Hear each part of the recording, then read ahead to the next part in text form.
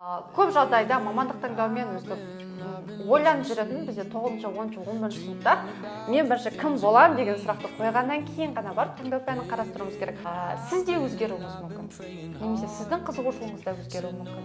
Бір жағынан мамандықты өзгерту де немесе екінші салаға бару да ол уақыттың еншісінде. Болды, маған грант қана керек дейді. Жақсы, ол грантқа түседі, кейін ол өзінің саласы емес екенін түсінеді.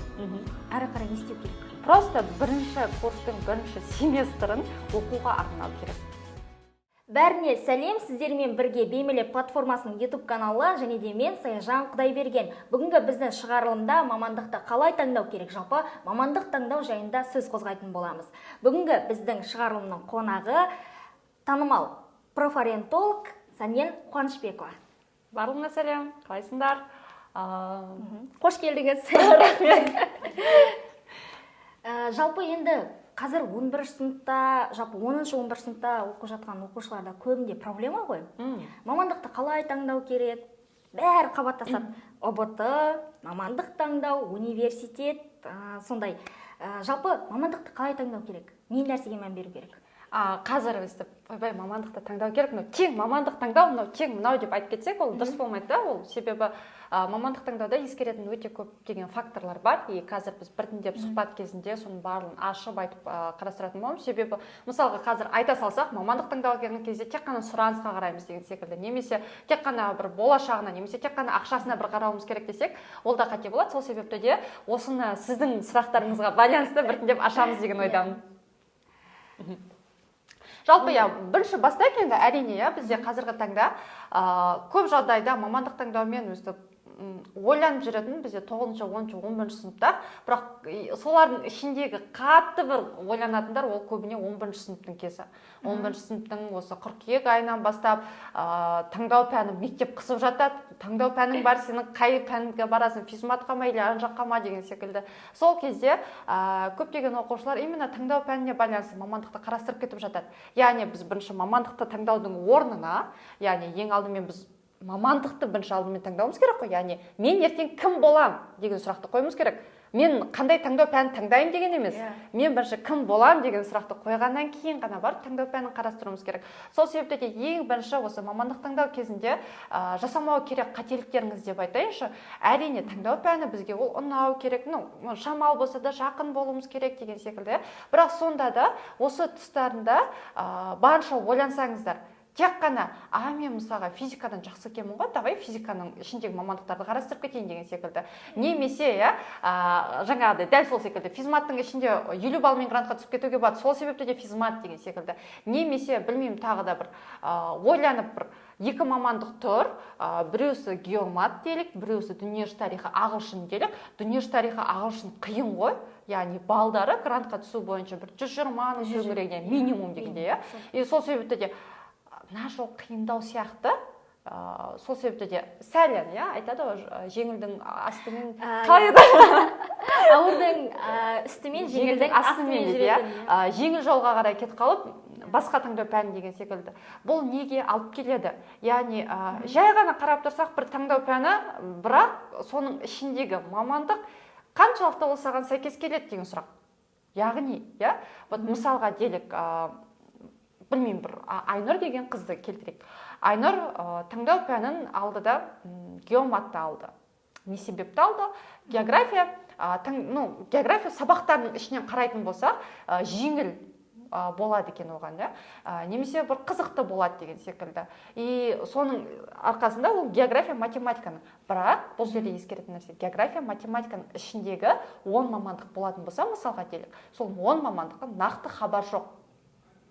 Кадастр деген кім, не міндет атқарады, қандай жұмыс жасайды деген секілді. Дәл сол секілді экономика мамандығы, немесе учет и аудит деген секілді, финансы деген секілді, маркетинг, менеджмент, басқару деген секілді мамандықтар өте көп ішіндегі, бірақ толыққанды хабар жоқ. Егер де сен белгілі бір таңдау пәнін таңдап тұрсың ба, мысалға делік, мен сенімен аяқ асты кездесіп қалдым, Айнұрмен бір аяқ асты кездесіп қалдым. Айнұр, хорошо, геоматты таңдап отырсың, бірақ геоматтың ішіндегі прям четко ясно әрбір мамандық туралы маған ақпарат айта аласың ба деген сұрақта сен толыққанды жауап берсең, уже сен мүмкін дұрыс жолдасың. Өйткені сен соның ішіндегі 10 мамандыққа туралы толыққанды хабарың бар. Толыққанды хабар дегеніміз не? Біріншіден, мамандық не жұмыс жасайды? Мамандық қандай міндеттерді атқарады? Ертең сен сол мамандық бойынша 4 жыл университетті оқып бітірдің. Бітіргеннен кейін нақты сенің міндетің қандай болады? Сен қандай іс-әрекеттер жасағаның үшін саған компания ақша төлейді деген секілді, иә. Қосымша, иә, қаншалықты енді уже ары қарай кетеміз, уже өзіңізді анықтау. Бұл бізге қызықты ма? География, математиканың ішіндегі мамандықтар саған, егер саған соны 4 жыл бойы оқу, новыдан бастайсың, нөлден бастайсың, сол кезде саған қызықты бола ма, болмайды ма, ұнай ма, ұнамай ма, қабілетіміз жете ма, жетпей ма деген секілді, және де ішіндегі мүмкіндігінше белгілі бір мамандықтарды зерттеп жатсың ба, соның ішіндегі ертең пәндер ұнайды ма, то есть оқыған кезде, мысалға делік, кейбіреулер айтып жатады, бір белгілі бір мамандықты ұнатамын, күйем, сүйемін деп жатады, бірақ соның ішіндегі бағыттарды қаншалықты не оқитынын білмей жатады. Мысалға, сіз журналистиканы таңдадыңыз деген секілді, бірақ журналистика таңдаған кезде сіз бірінші курсыңызда қандай бағыттарды оқитыныңызды, екінші курсыңызда, үшінші курсыңызда, төртінші курсыңызда не оқитынын шамалы болса да бір зерттеп көрдіңіз ба?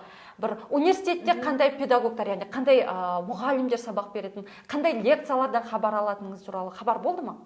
Менде ол жайында хабар болмады, шынымды айтсам, міндеттер, енді ол жайында хабарым болмады, бірақ мен бағыттарын әлі күнге дейін білемін, есімде прям зерттеп, егер мен осы салаға барсам осындай боламын деп. Бағыт өте жақсы, өте дұрыс. Мысалы, журналистика деген ол бір ғана ғой, сіз жаңа дұрыс айтып жатсыз, үлкен бір нені алады да, оның ішінен қанша неге бөлінеді ғой.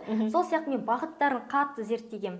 Өзімнің қазір оқып жатқан бағытым маған өзіме қаттандай қызығушылығым да соған бағытталған. Мысалы, мен басқа сферада көре алмаймын. Сондықтан бағыттан қатты зерттедім, бірақ оқытушылар, болатын тақырыптар деген сияқты.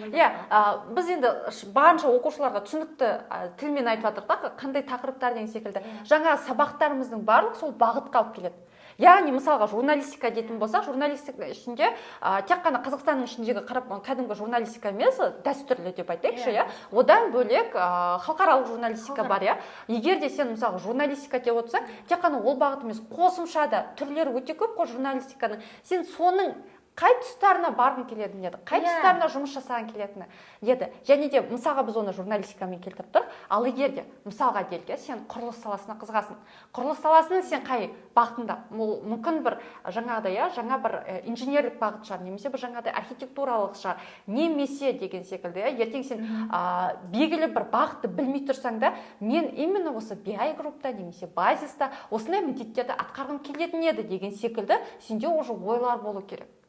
Ал бұл ойларды қалыптастыру үшін жаңағыдай ең алғашқы сұрақ, белгілі бір сенде таңдау пәніне қатысты мамандықтар тұрма, сол мамандықтың әр қайсысына бұл мамандық не, бұл мамандық қандай міндеттерді атқарады, не жұмыс жасайды, ертең кім боламын, қалай боламын деген секілді, қосымша қаншалықты сұранысқа ие, Қазақстанда бұл мамандықпен жұмыспен қамту қаншалықты деген сұрақты қою керек.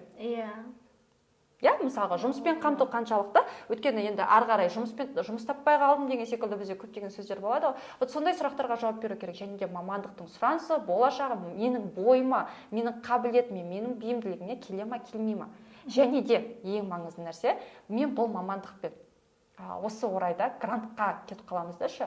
Көбісі грантқа түсем деп жатады, сол себепті де мен бұл мамандықпен оқысам, хорошо, тіпті грантқа түстім делік, бірақ мойындайыншы, прям андай розовый очкиді шешіп, барынша өзімнің кейбір кезде өзімізге де алдап кетеміз да ше. Ойбай деген секілді нәрсенің бәрін алып тастағанның өзінде мойындайықшы, 10 жылдан кейін мен шынымен де осыны жұмыс жасар ма едім деген секілді. Шынымен де мен 10 жылдан кейін осы болып жұмыс жасап, осы мен кәдімгідей бір өзімді елестетіп, мен кәдімгідей сол бойынша бір бұл жерде сол мамандық арқылы біреуге мен көмектесіп жатырмын ба? Негізі мамандық дегенде жалпы жұмыс деген ол қалай болғанда да біреудің проблемасын шешу, немесе біреуге көмектесу болып табылады. Ол қандай болса да, ол қызмет саласы болса да, өндіріс саласы болса да, сауда саласы болса да, сен қалай болғанда да өзіңнің бойыңда бір қабілетің арқылы біреуге көмектесесің. Сонда мен осы мамандық арқылы өзім 10 жылдан кейін, мысалға мен қазір 16-дамын, 26 жасымды елестетем ба? Деген секілді сұрақ қою керек. Тіпті сіздер осы кезде бір жаттығу жасап көрсеңіздер болады, жай ғана осындай 10 жылдан кейінгі өмір деген секілді бір шығарма, эссе деп айтайықшы, тыныш бөлмеге ешкім жоқ кезде, иә, көңіл күйің жақсы, қарның тоқ, үйде бала жылап жатқан жоқ, сен ешкім бір жаңағыдай жұмыс жасап жатқан жоқ деген секілді өзіңмен өзің қалған кезде, мысалға 26 жастағы Дана деген қыз бір күні толыққанды таңертеңнен тұрғаннан кейін кешке ұйықтаймын дегенше дейін өзінің жұмыс күнін жазу керек. Егер де мындайда бір Дана медицинаны қазір ойлап жүр деп елестетейік те, қатты медицина, общий медицина түскісі келеді, ішінде кардиология саласын барғысы келеді деген секілді. Бірақ енді сұрақта, Дана, сен хорошо, сен ойлап жатсың, бірақ енді сұрақ, барлық мамандықтарды алып тастап, өзің асықпай 10 жылдан кейінгі өміріңді елестетіп жазған кезде, сен ақ халат кигеніңді елестете алып жатсың ба деген сұрақ. Қанмен жұмыс жасап жатқаның ол сен үшін норма ма, не норма ма деген секілді, иә.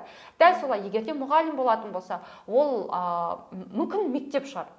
Мүмкін сен мұғалім болғың келеді, бірақ мектепте жұмыс жасамаймын деген бізде өте көптеген оқушылар бар.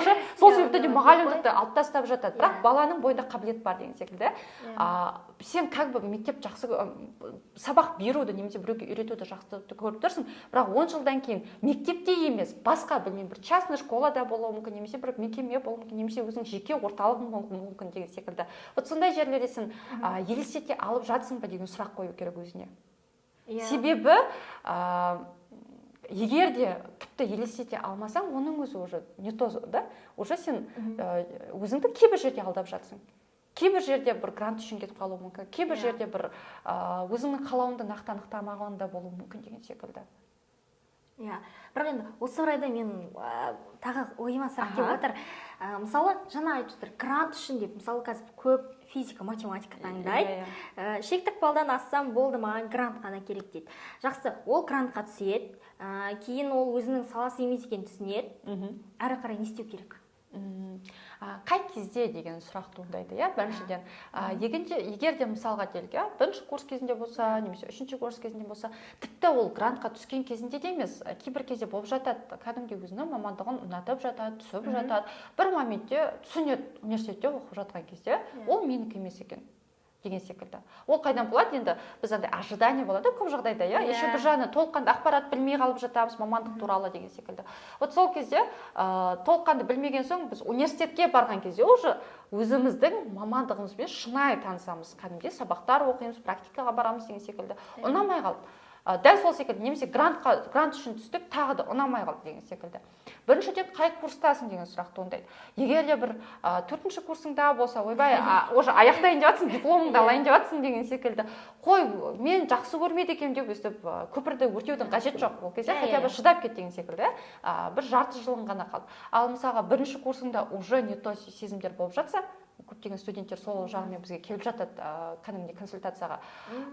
Иә, 1-ші курсында көбінде апай, мен грантқа түсіп едім, сол кезде тек қана грант деген маңызды болды. Сол кезде бірақ уже мен түсініп жатырмын, ұнамай жатқанын деген секілді ауыстырсам бола ма? Әрине кеш емес.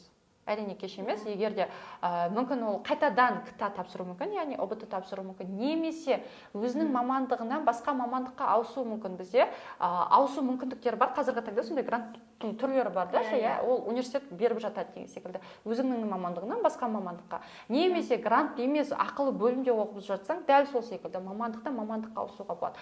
Бірақ ескере кететін нәрсе, егер де 1-ші курсыңның 1-ші семестрында, айтамыз, семестр дегеніміз декабрьдің соңына дейін, желтоқсан айының соңына дейін, яғни сенің жарты жыл уақытың, алғашқы қыркүйек айынан желтоқсан айына дейін, сол кезде сен сезініп жатсаң, мамандық не то екенін, сол моментте уже қимылдау керек. Не себепті? Өйткені университетте, мысалға, белгілі бір мамандықтан мамандыққа ауысқан кезде мамандықтың айырмашылығы болады. Яғни сабақтағы айырмашылық деп айтамыз. Айырмашылықты сен егер де мамандықтан мамандыққа ауысып жатқан кезде 1-ші курста онда айырмашылық болмайды. Яғни мысалға делік, 1-ші курста ол білмеймін, тарих факультетіндегі оқушы болса да, немесе білмеймін, физика факультетінде оқушы болса да, ең алғашқы семестрде белгілі бір математика, тарих деген секілді сол барлығында бірдей сабақтар, ортақ сабақтар болады. Сен сол кезде ауысып кетсең, сенің айырмашылығың ондай қатты үлкен сумма болмайды. Сен тіпті грантқа оқып жатсаң да айырмашылықты төлеу керек. Ал егер де мен мысалға екінші курстан кейін сен ауысу деген секілді уже ойлар болып жатса, уже сенде сабақта екі түрлі факультет, екі түрлі мамандық, сен оқыған мамандық анаяқты сабағында жоқ деген секілді. Сол себепті де жоқ сабақтарды төлеу арқылы ғана ауыса аласың. Сол себепті де енді Құдай сақтасын ондай нәрсе болмасын, бірақ сонда да егер де бір сондай сезімдер болып жатса, бірінші курстың уже бірінші семестрінде нақты мамандықты жаңағыдай мамандармен жұмыс жасап, профориентологтармен жұмыс жасап, мамандықты анықтап алғаннан кейін уже бірінші курстың екінші семестріне уже ауысып кеткендеріңіз өздеріңізге де жақсы. Өздеріңізде қиналып, жылап жүрмейсіздер де уже мамандық нақтыланады, и бірден кейін уже қимылдаймыз деген секілді. Енді бұл уже біздің студенттік кездегі кезеңдеріміз ғой. Бірақ сонда да айтатын нәрсе, студент болсаң да, үлкен кісі болсаң да, жұмыс жасап жатқан кісі болса да, ол кеш емес, себебі бізге өте көп үлкен кісілер келіп жатады.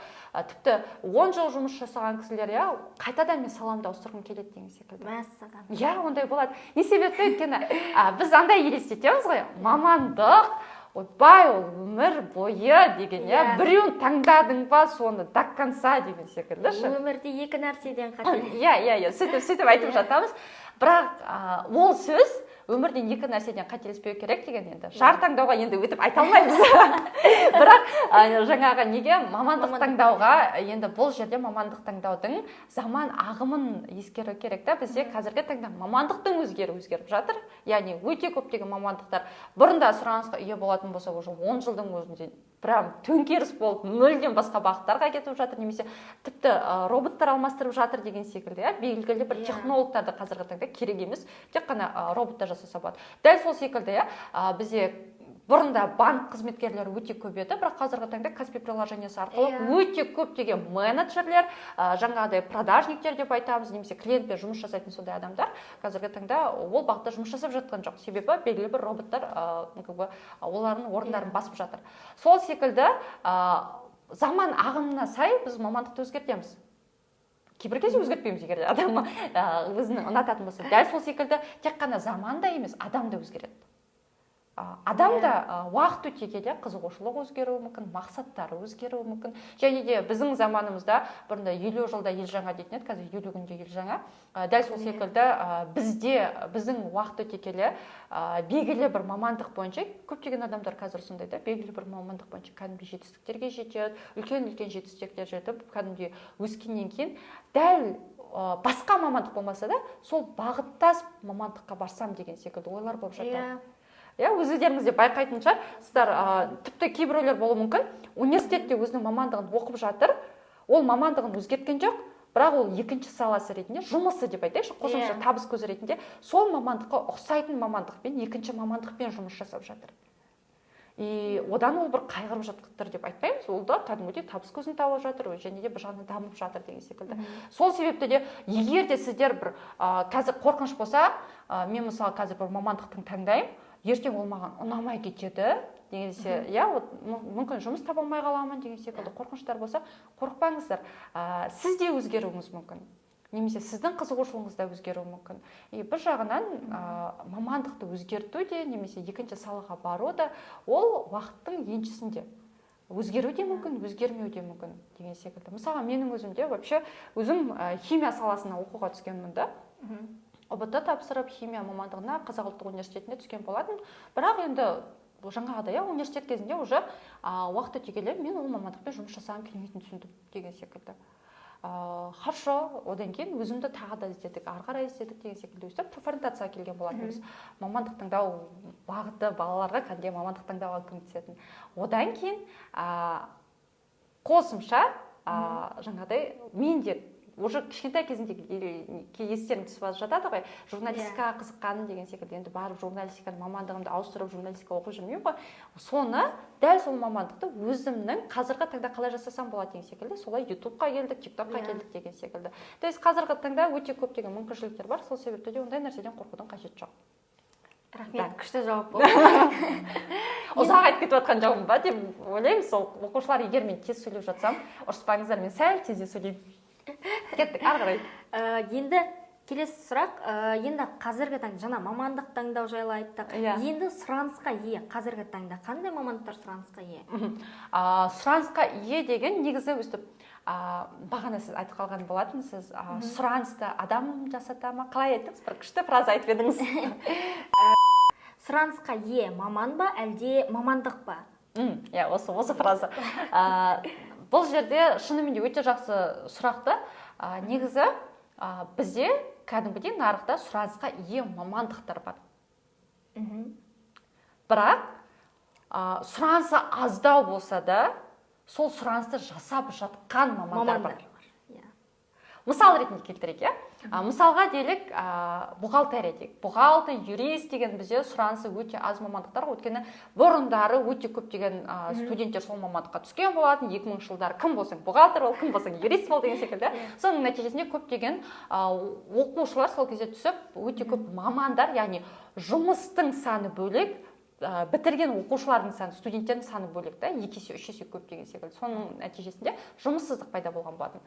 Енді мынаны да қарау керек. Қазіргі таңда жаңағыдай юриспруденция болсын, немесе финансы болсын, бухгалтерия болсын, 50 мың теңге немесе 100 мың теңге тауып жүрген адам бар, сол мамандық бойынша. Немесе мүлдем жұмыс таппай жүрген адам бар, немесе хедхантерге кіретін болсаңыз, жұмыс беруге, сол маман иелерін іздеп жүрген жұмыс берушілер бар. Айына 600 мың теңге, 700 мың теңге төлейтін, 800 мың теңге төлейтін. Яғни, қанша біз сұранысы аз дегенмен де конкуренцияны шыдай алған, және де тек қана аты бар, яғни дипломы бар деген емес, шынымен де сол дипломына сай мамандар и білікті мамандар кәдімге керек. Егер де сен шынымен сол конкуренцияны төтеп берсек, әрине сен өзіңнің орныңды табасың деген секілді. Иә, келсем. Өткен жаңағыдай ғой, айтқандағыдай, өздеріңіздің де таныстарыңызда бар шығар, бір саладан, ол сұранысы ие ме, ие емес пе білмеймін, бірақ өздеріңізде таныста бір сала дейікші, бір сала, бір досыңыз өте аз ақша тауып жүр, 100 мың, білмеймін, одан да төмен шығар, енді қазір орташа көрсеткішпен, немесе одан да бір өзінің жасына 300 мың, 400 мың теңге тауып жүрген де бар. Бар. Бар. Ол неге байланысты? Әрине ол кейбіреулер отыр мүмкін, ой, менің мамандам сұраныста емес, жұмыс жоқ деп жылап отқандар да бар тіпті. Енді ешкімді біз бұл жерде осуждение дейміз ғой, ешкімді біз бұндай жерде айтып жатқан жоқпыз, бірақ сонда да ол сенің өзіңнің іс-әрекетіңе байланысты, қимылыңа байланысты жасасаң, әрине сен өзіңнің жақсы мамандығыңды таба аласың. Яғни жақсы жұмысыңды бойынша таба аласың. Ал ең алғашқы сұрақ, қандай мамандықтар бізде сұранысқа ие Қазақстанда деген, негізі осыған байланысты бізде ешқашан өшпейтін, және де ешқашан сұранысы өшпейтін, және де үнемі сұранысы жоғарылайтын мамандықтар, салалар бар. Ең алғашқысы, оны өстіп мысалға келтірейін, бізде адам баласы деп елестетейік, адам баласы дүниеге келген кезде, мысалға ата-анасы ең бірінші орында оның дені сау болғанын қалайды. Кім өзінің баласының ауырған қалайды деген секілді. Сол себепті дені сау болған қалайды. Сол себепті туылғаннан бастап әртүрлі врачтарға апарады, массажға апарады, анаған барады, анализға апарады деген секілді. Не себепті кәдімгі медицина керек. Адам кішкене ауырып қалса да, ол қалай болғанда дейін медицинаға барады. Яғни ол ешқашан өшпейтін, үнемі сұраныста болатын, ол медицина бағыты. Ол Қазақстанның өзінде де қазіргі таңда өкінішке қарай мамандар жетіспейді, медицина саласында мықты деген мамандар жетіспейді, бірақ бізде әр жыл сайын тек қана медицинаға 2,5 мың ғана грант бөлінеді. 2,5? Шамамен, салыстырмалы тұрғыдан. И ол медицинаға негізі еще ол общий, барлық қосқан кезде, бүкіл Қазақстан бойынша. Сол себептен негізі медицина саласында мамандар өте керек. Бірақ енді ішінен ары қарай ақтару керек. Ойбай медицина деген секілді емес, жалпы медицинаның именно қай бағыттары, қай бағыттары деген сұранысқа сіз белгілі бір бағытқа кетіп қалуыңыз мүмкін. Мысалы, бірақ кардиохирургия немесе неврохирургия деген секілді мамандар, косметология саласы деген секілді мамандар өте қатты керек. Осындай белгілі бір, егер де сен белгілі бір мамандығыңды ойлап жүрсең, именно менің мамандығымның ішіндегі қай бағыттары өте қатты сұранысқа ие, немесе қай бағыттарында мамандар жетіспей жатыр деп сұрақты қоюымыз керек. Екінші, болды енді біздің баламыз тәуір, шүкір. Енді сұрақ, ол баланы асырау үшін, немесе бүкіл адамзат өмір сүру үшін қалай болғанда да энергия керек, энергия көзі үшін қалай болғанда тамақ керек. Сол себепті де тамақ саласындағы бағыттар, енді ресторан дейік, ол енді конкуренция өте көп қой, бірақ сонда да мойындау керек, ол жақта әйтеуір өзінің нәпақасын тауып жүрген адамдар бар. Дәл сол секілді белгілі бір бала өсе келе ата-ана оның білімді болғанын қалайды. Кім өзінің баласының ондай кем болғанын қалайды. Сол себепті де білімді болып, кәдімгі оқытады, тоқтады. Қазіргі таңда өте жақсы. Ата-аналар молодцы, прям әртүрлі курстарға апарады, үйірмелерге апарады, жан-жақты болсын деген өте дұрыс нәрсе. Себебі бала әртүрлі курстарға барған сайын уже оның мамандық таңдауы жеңілірек болады. Тіпті мысалға 11 сыныптың оқушылар болуы мүмкін, бірақ оларға кеңесіміз, егер інілері болса, қарындастары болса, осы баста кәдімгідей курстарға, үйірмелерге, әртүрлі кружоктарға, мектептің болсын бара берсе, бұл уже біле бастайды да, неге икемі бар, неге икемі жоқ деген секілді. Және соған байланысты білім саласы, яғни мұғалімділік ешқашан өшпейді. Кәдімгідей бұл жерде енді қарау керек, қандай пән деген секілді. Өзіңіз білесіз, қазақ тілі әдебиетпен мұғалім жұмыс тұру өте қиын. Өйткені өте көптеген түлектер көбіне осыған түсіп жатыр. Дәл сол секілді қазіргі таңда ағылшын пәнінің мұғалімі деген секілді жұмысқа тұру қиындау. Бірақ химия немесе математика деген секілді пәндер бойынша егер де байқайтын болсаңыз, мектептерде немесе частный школалар болсын, жеке меншік мектептер болсын, немесе жалпы жаңағыдай орталықтар болсын, үнемі осы пәндер бойынша мұғалімдерді іздеп жатады. Себебі мықты мұғалімдер жеткіліксіз. Сол себепті де білім саласындағы бағыттардың барлығы әрине сұранысқа ие болып табылады. Кеттік. Тағы да өшпейтін және де сұранысқа ие мамандықтардың бірі ол құрылыс. Айтқандағыдай,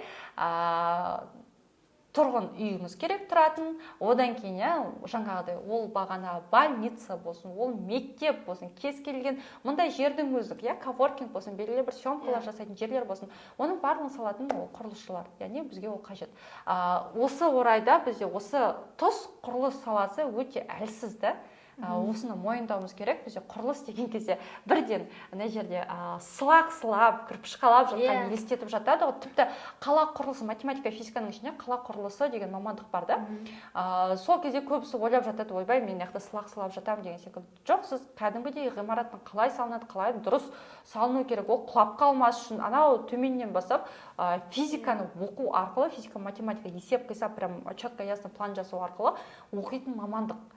Бұл маман иелер, мықты маман иелер аз. Өте қатты құрылыс саласындағы инженерлер, мықты инженерлер кәдімгі керек. Дәл сол секілді қазіргі таңда өте қатты осы құрылыс саласындағы сұранысқа ие болып жатқан бағыттардың бірі интерьер дизайны. Қазір барлығымыз енді өзіміздің үйіміздің болсын, немесе кез келген жерде әдемі болған қалайды, және де оған өстіп салыстырмалы тұрғыдан қарайтын болсаңыз, бұрынғы 10 жылдан бұрын қазіргімен кәдімгі интерьер дизайн кәдімгідей өстіп мән беріп қарайтын болған. Тіпті ондай дизайнерді жалдамаса да үй иелері өздерінің вкустарымен барынша соны суреттерін тауып жасап жатады деген секілді. Сол себепті де осы саласында сұранысқа ие.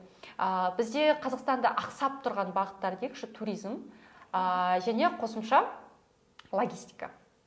Логистика өте ақсап тұрған, ол темір жол болсын, әуе жағы болсын, немесе белгілі бір заттарды жеткізу болсын. То есть осының барлық логистикаға кіреді, сол себепті де осы жақтары бізде қазіргі таңда ақсап жатыр, және де сұранысқа ие мамандықтар деп айта аламыз. Одан кейін әрине қазір әрбір мамандықты ойбай, менің мамандығым айтпады, сонда менің мамандығым сұранысқа ие емес па деген секілді нәрсе емес. Жоқ, сұранысқа ие. Қазіргі таңда тіпті техникалық бағыттар негізі не себепті кейбіреулер біз ойланып қарайтын болсақ, не себепті техникалық бағыттарға грант көп, не себепті оның балы аз, 50 балмен түсуге болады деген секілді. Қарап тұрсаң, өте көп грант бөліп жатыр да. Ойланасың да, неге одан да жаңағыдай оны жалпы медицинаға бермейді, немесе басқа бір финансыға бермейді деген секілді, аудитқа бермейді деген секілді, маркетингке бермейді. Өйткені именно сол салада бізде Қазақстанда маман жоқ деген сөз. То есть маман аз, маман бізде өте көп деген жаңағыдай кәсіпкерлердің үлкен фабрикалар бар деген секілді, немесе бір заводтар бар деген секілді, соған технологтар керек болуы мүмкін, немесе инженерлер, немесе сондай мықты мамандар керек. Сол себепті де осы техникалық мамандықтарға барынша назар аударып, соған грант бөліп жатыр.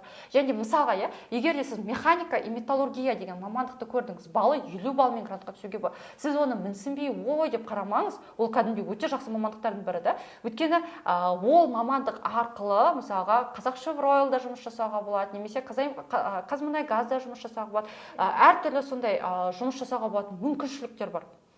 Инженер болып, конструктор болып жұмыс жасауға болады. Және ол мамандықтарды білмей жатады. Тіпті сол мамандық арқылы айына мысалға миллион теңге тауып отқан адамдар бар. Бас маман болып. Әрине ол табысқа табам дегенше дейін ол біртіндеп өсті. 200 мың, 300 мың деген секілді. Бірақ сондай заводтарда жұмыс жасар арқылы кәдімгі жақсы маман иесі бола алады. Бірақ көп жағдайда сондай мамандыққа түскендер білмей түсе салады, грант үшін деп. Сосын білмеген соң әйтеуір оқиды, сосын қоя салады. Бірақ соны кәдімгі зерттеп, қарап оқыған және де сол университетте көрінген студенттер бірден жұмыспен қамтылып, бірден кәдімгі жақсы табыс тауып жатады. Жалпы осындай бізде мамандықтар санамызға ие. Жаңа сіз де айттыңыз ғой, ол қызығушылық болу керек міндетті түрде. Қызығушылық болмаған екен, ол әрі қарай жалғастырмайды да. Негізінде жаңа енді біз 10-шы 11 сыныптарды айттық, бірінші курстарды айттық. Енді осы 10-шы 11 сынып оқушыларына енді ғана оқуға түсіп бірінші курс студенттеріне қандай кеңес бересіз? Кеңестерден ең біріншісі просто бірінші курстың бірінші семестрін оқуға арнау керек. Ең біріншісі оқуға арнау керек. Бізде өте көп енді студенттік өмір деп жатамыз. Өте көп ұйымдарда болып жатады, әртүрлі мүмкіншіліктерде болып жатады. Кейбір студенттер бірінші курсқа келіп жатып уже енді әрине жақсы ниетпен ғой, бірақ сонда да ата-анама ауыртпашылық түсірмейін деп жұмысқа тұрам деп жатады. Жоқ, бірінші курстың бірінші семестрі тыныш жүру керек. Кім болса да. Өйткені ол андай адаптация кезеңі да. Сен осы күнге дейін мектепте жүрдің, мектептегі мұғалімде үйрендің, ал бұл жақта уже система басқаша. Сен рубежка деген не екенін білмейсің, әлі мидтерм дегенді не екенін білмейсің деген секілді. Мүмкін сессия дегенді әлі толыққанды хабарың жоқ деген секілді. Тіпті қалай жаңағыдай сессияға дайындалу керек, оның ерекше тұстары деген секілді. Вот сондай нәрселерді білмей жатып, бірден андай басқа жаққа қарай кетіп қалып жатсаң, немесе тек қана ойбай студенттік өмір деген секілді ұйымдарға қарай қатты назар аударып кетіп жатсаң да дұрыс болмайды. Сол себепті де ең бірінші 100% уақытының, деп айтайықшы, 100% уақытының бір 60%-ын сабаққа оқуға арнау керек. 20% уақытын студенттік өмірге, әртүрлі қоғамдық мүмкіншіліктер бар, топтар бар, сондайға қатысу керек. Одан кейін 10%-ын группаластармен міндетті түрде. Группаластарды ұмытпауға керек. Өйткені группаластарың ол сенің 4 жыл бойы оқитын, кәдімгідей бірге алып шығатын достарың сессия кезінде болсын, басқа кезінде болсын, сол себепті оларға да көңіл бөлу керек. Қалған 10% өзіңе. Вот осы кезде 10%-ың өзіңе дегеніміз не? Жаңағыдай. Қазір біз айтамыз, қазір мамандық таңдауға тағы да тоқталамыз, себебі біраз нәрсе айтылмай кетті. Қосымша екінші сала деген бар. Өзіңді ары қарай дамыту үшін екінші салаң бойынша өзіңді, мысалы бір мамандық бойынша оқып жатсаң, қосымша хоббиің арқылы дамуды деген секілді. Одан кейін бостан бос жүрме. Вот уже мамандыққа түстің ба, сен 4 жыл андай как будто тез өтіп кететін, андай жаймен өтетін сияқты да, бірақ ол тез өтіп кетеді. Ертең сен қалай дипломды бітіргеніңді білмей қаласың, алып. Сол себепті осы бастан ертең қалай мен жұмысқа тұрсам болады, қандай жұмысқа тұру үшін, ертең жақсы маман иесі болу үшін мен осы кезден бастап не үйренуім керек деген секілді. Вот сол сұрақтарды қойып, тәжірибе жинап, мүмкін вот солдан бойынша арнайы мұғаліміңнен барып лекциялар алып, тапсырмалар алып, соның артында кәдімгідей оқу керек. Одан кейін айта кететін нәрсе практикаларды қарау керек. Және де егер де сіздер шетелге, қазір бізде мобильностьқа қатты қызығады оқушылар, мобильность бойынша екінші курсында немесе үшінші курсында шетелге оқып қайтқым келеді деген ой болса, вот соны бірінші курстың бірінші семестрінде, екінші семестрінде уже қандай документ жинау керек, қалай дайындалу керек, мотивационный письмо қалай болу керек, ағылшын деңгейі қандай болу керек, қандай елдерге мен осы университет арқылы бара аламын деген секілді барлығын қалыпты біліп, куратордан, яғни оны уже біздің класс жетекші дейміз ғой, соны куратор, университетте содан толыққанды біліп, уже соған қарай қимылдауымыз керек. Енді жаңа мына жерде мамандықты біз қысқа шолып кеттік та, қалай деген секілді, бірақ сонда да бір нақтылап кетейік. Мамандық таңдаған кезде бірінші айтып жатыр ғой, таңдау пәні деген секілді, оны да айттық. Бірінші, бірақ сонда да өстіп өзіміздің нақты не қалайтынымызды анықтап алуымыз керек. Кім болам, қайда барам, не істеймін, жаңағыдай 10 жылдан кейінгі өмір деген секілді. Одан кейін екіншісі бейімділік, бойымыздағы қабілет, бойымыздағы потенциалымызды ашуымыз керек. Жаңа бірінші айттық қой, кім болам, қайда барам, не істеймін деген секілді. Өзімізге логикалық сұрақтарды қоямыз. Екіншісі, ол біз кәдімгідей бойымызда, әркімнің бойында әрбір адам дара тұлға. Сіздің бойыңызда берілген қабілет менде жоқ деген секілді, немесе менің бойымда қабілет сіздің өтіп қатты дамымаған шығар деген секілді. То есть әрбір адам өзі ерекше дара тұлға, өзінің қабілеттері бар. Және де мысалға бір 3 қабілетін қосқан кезде ол мықты маман болады да деген секілді. Оның бойында 3 түрлі мықты қабілеттер бар, бірақ ол өзін білмейді, ол қабілеттер бар екен. Немесе өзінің потенциалы қандай нәрсеге жететінін білмейді, немесе бейімділіктері білмейді. Егер сол бағытты алып кетсе, оған жеңілірек түсетінін білмейді, сосын ол басқа бағыттарға кетіп қалуы мүмкін. Сол себепті де осыны анықтау керек, бейімділіктер, қабілеттерді. Оны қалай анықтауға болады деген секілді сұрақтар туындайды. Көп жағдайда сен егер де өзің, көп жағдайда оны жасау арқылы, бағана айттық қой, үйірмелерге не үшін қатысу керек, себебі сен өзің жасаған арқылы сен өзіңнің қандай қабілеттерін өстіп, мысалға делік, бір гитара тарта алмай жүрдің да, бірақ 3 ай дайындалдың да, бір өлеңді шерттің. Мен қолымнан келеді екен ғой деген секілді ой қалыптасады ғой. Бір 2 жыл дайындалсаң, сен кәдімгідей гитараны күшті шертесің деген секілді. Белгілі бір қабілет, белгілі бір машық қалыптасты. Бірақ сен басында ойладың, гитара бойынша мен кәдімгідей гитарист боламын деп, өнер жүргенлікке түсемін деген секілді ой болған шығар. Бірақ сен соны үйірмені жасаған кезде, қатысқан кезде 2 жыл бойы, ол все-таки хобби деген уже түсінік қалыптасады. Сол себепті де мүмкіндігінше негізі үйірмелерге көбірек қатысқан дұрыс. Себебі сен қайсысы кәдімгідей уже мамандық ретінде көресің, қайсысы көрмейтініңді анықталады. Ал егер де біз уже 10-шы, 11-ші сынып болып, уже оған уақытымыз жоқ болса, негізі кәдімгідей профориентолог мамандарына кәдімгідей осындай біз секілді мамандарға барған дұрыс. Себебі оны профориентологтар арнайы тестер болады, арнайы тапсырмалар болады. Өстіп сен көрмей тұрсың да, біз өстіп ашып аламыз да бойынан. Өйткені тіпті оны андай бір сөздерінен, бір іс-әрекеттерінен, белгілі бір тапсырмалардан оның бойында сол қабілетті бар екенін біз ашып, өстіп тапсырмалар арқылы, кәдімгідей психологиялық тапсырмалар, соны жасау арқылы анықтаймыз. Және соған қатысу уже бағыттарды, мамандықтарды анықтаймыз. Сонда біздің екінші қадамымыз біздің қабілет, бейімділіктерімізді анықтау болады. Ал үшінші қадамымыз уже мамандықтарға. То есть мамандықтың сұранысы, мамандықтың болашағы, мамандықтың табысы, нақты қаншалықты табыс табылады, бұл мамандық бойынша қандай деңгейге дейін, карьералық баспалдаққа дейін өсе аламын деген сұрақ. Және де бұл мамандық бойынша қандай компанияларға жұмысқа тұра аламын деген секілді нақты білу керек.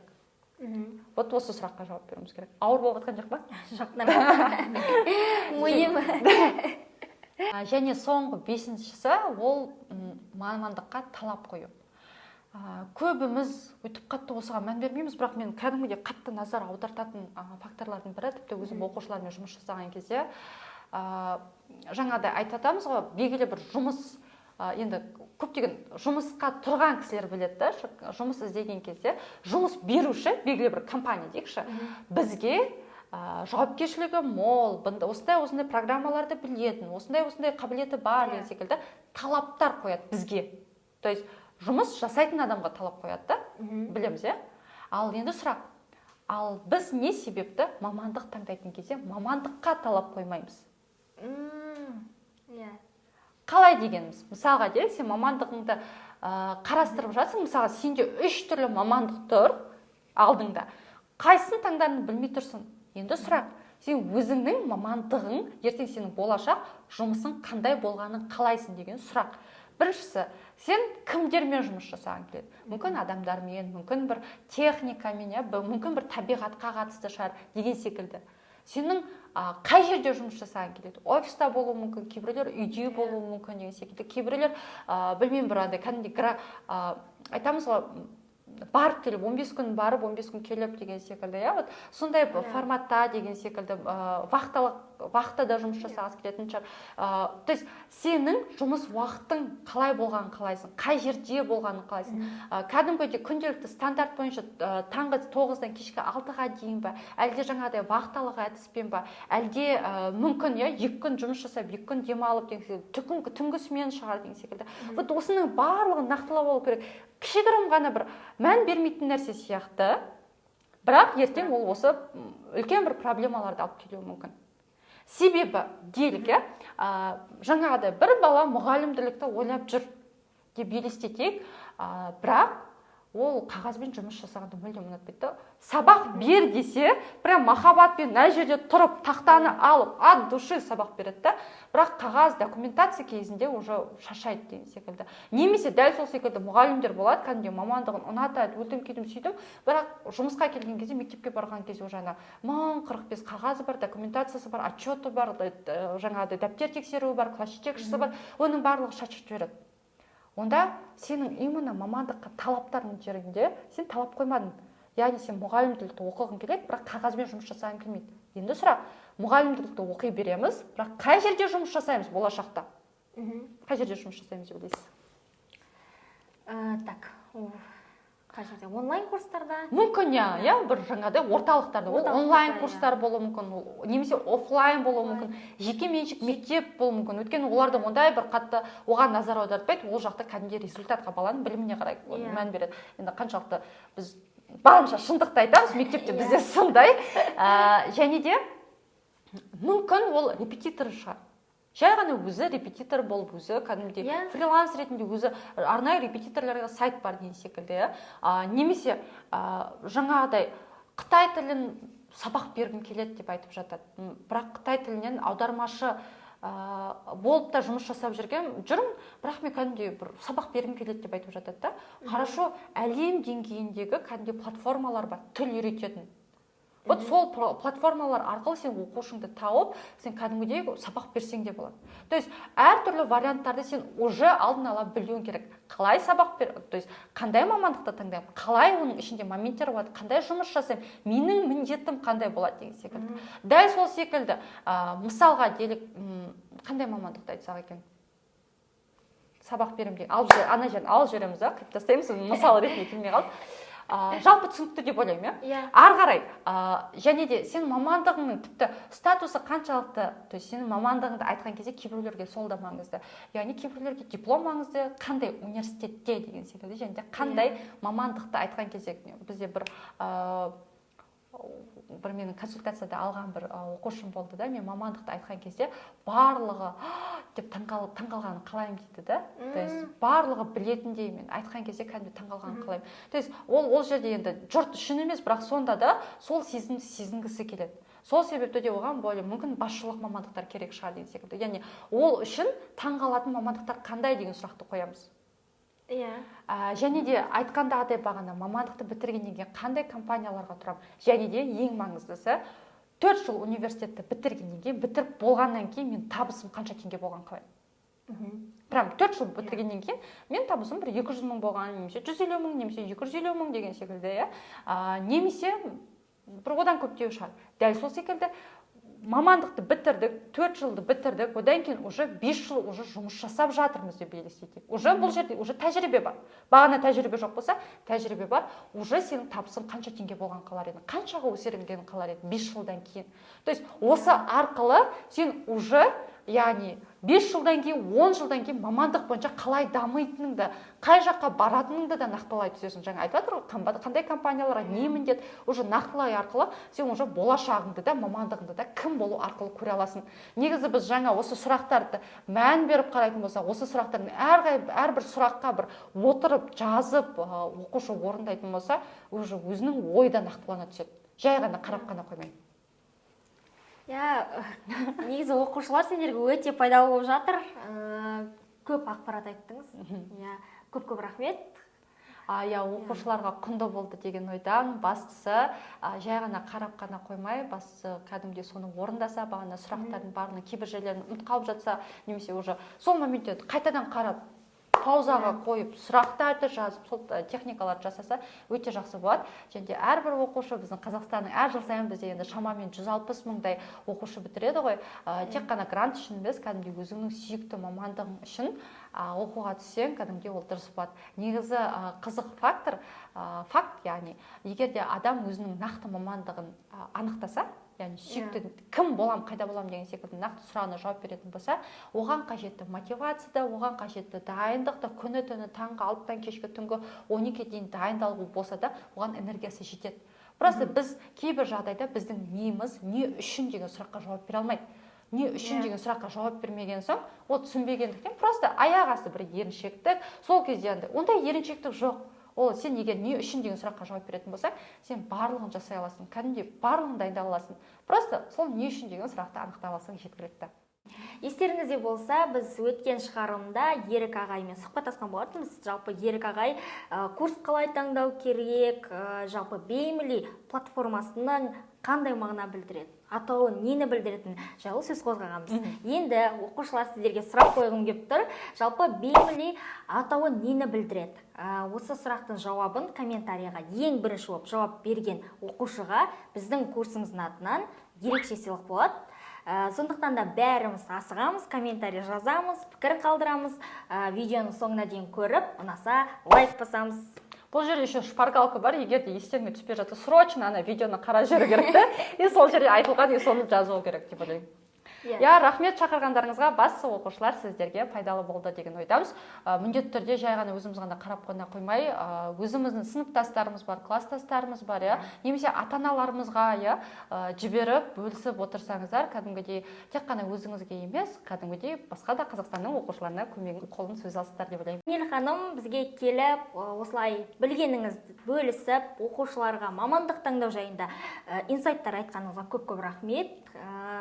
Енді оқушылар сендерге пайдалы болса, міндетті түрде лайк басамыз, біздің каналға тіркелеміз, және достарыңызбен бөлісеміз. Рахмет. Сіздермен бірге болған мен, Саяжан Құдайберген, және де Саниел Қуанышбекова. Келесі кездескенше сау болыңдар.